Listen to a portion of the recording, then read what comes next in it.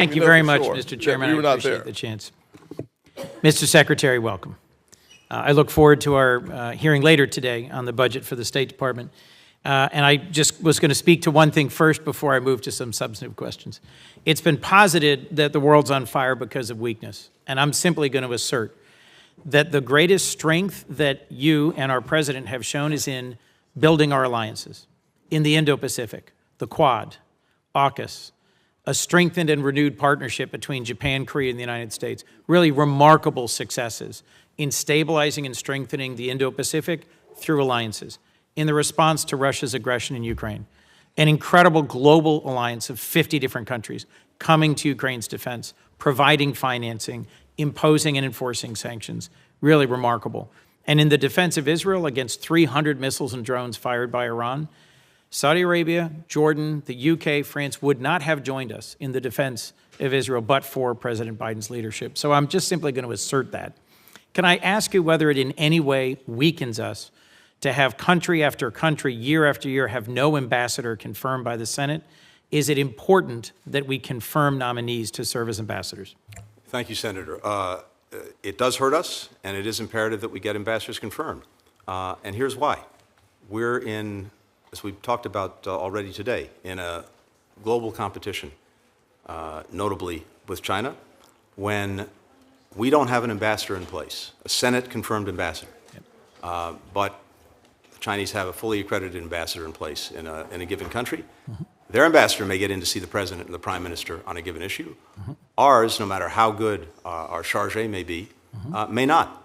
And that puts us right there, just in that one example, at a competitive disadvantage. As you know well, economic competition with China and with other actors is a key priority for this administration and for many of us. I recently had a chance to go to Angola and to see the impact of the Lobito corridor.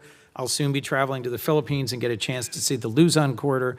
How important is it that we utilize new tools like the Development Finance Corporation and leverage multilateral resources to give our partners the opportunity to have more transparent, more sustainable, higher quality investment opportunities for key infrastructure?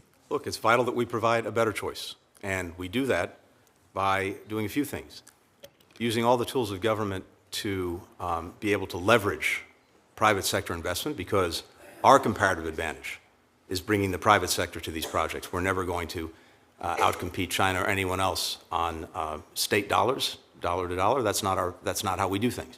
But we can use these instruments to facilitate the private sector playing the role. And yes, it's to marshal the resources of other countries in a coordinated way so that together we can have a greater impact and have a better offer. Exactly. And we do it in a way that becomes a race to the top, whether it's dealing with corruption, environmental standards, worker rights, making sure countries don't get loaded down with debt. All of those things are part of the offer that we bring to this. And I know that when we're able to make that offer, there's no question the countries around the world prefer to work with us. This week, President Ruto of Kenya is here for an important state visit. He'll have a chance to meet with some congressional leaders, to obviously meet with our president.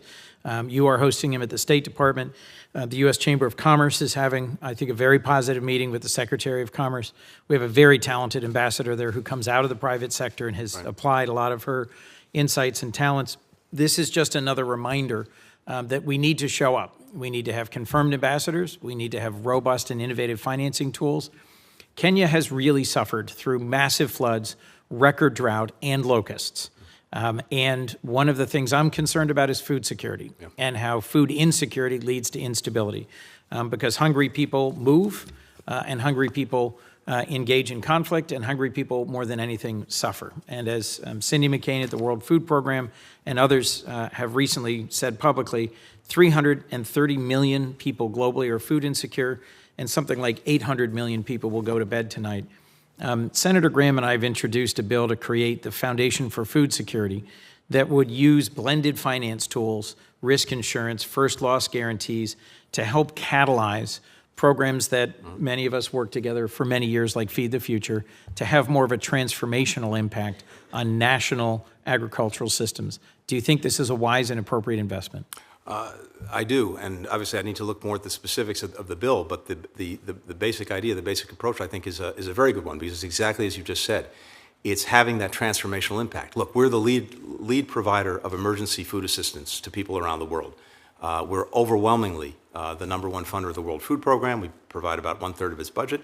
I hear tremendous gratitude around the world for the work the United States does on an emergency basis. But what I hear even more than that is a desire for the investments to be made that have a transformational impact, so that countries have the productive capacity to effectively feed themselves and feed others. And so I think doing that, bringing public-private together in a focused way, can make a big difference. I'll add one very quick thing. Feed the Future that USAID runs is one of the most important programs that we have in the government. It's making a difference in lives around the world. We've added to it something called the Vision for Adopted Crops and Soil, because one thing that we've understood, if you have nutritious and resilient seeds that can resist the ravages of climate change, extreme weather, et cetera, and we have them, we know what they are, we know how to make them, and you have the abilities we now do to actually monitor the quality of soil anywhere, and to remediate where it's necessary, you put those two things together, and that's the foundation for sustainable productive capacity. So part of our budget is to make sure that that program, starting in Africa, but now also in our own hemisphere, including in Guatemala, is appropriately resourced. I look forward to talking with you further this afternoon about how we could sustain Carrie Fowler's work and how we can continue to fund innovation and sustain the work of our diplomats and development professionals around the world. Thank you, Mr. Secretary. Thank you.